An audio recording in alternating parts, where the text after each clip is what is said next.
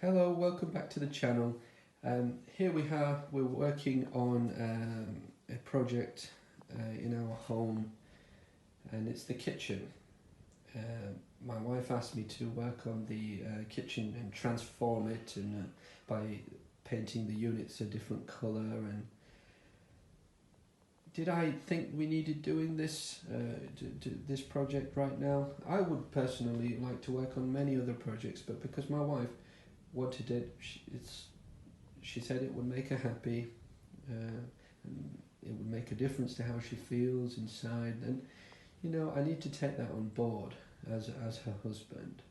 One of the things that we're going to be talking about on this channel is marriage, because it plays such a vital role in the family and the development of the children, and it's also a development of ourselves as people, as adults, as parents.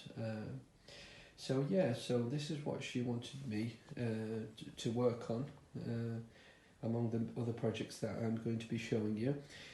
So I sanded down these units, I've wiped them clean. It's very important to do that, and so that you can paint and have a nice finish. One of the things I did wrong on some of the other units that I painted was I painted the front of them, all of the front I painted, then I had to wait for that to dry, and so then I could only paint this side, and then I had to wait for that to dry, and then I could paint the bottom. This was a big mistake. What I should have done actually is put two pieces of wood like that down, and then if I'd have placed it flat, then I could have painted all around, as you can see, like that, with a roller. And when you're using a roller, here's just another tip for you. Here's the tray here,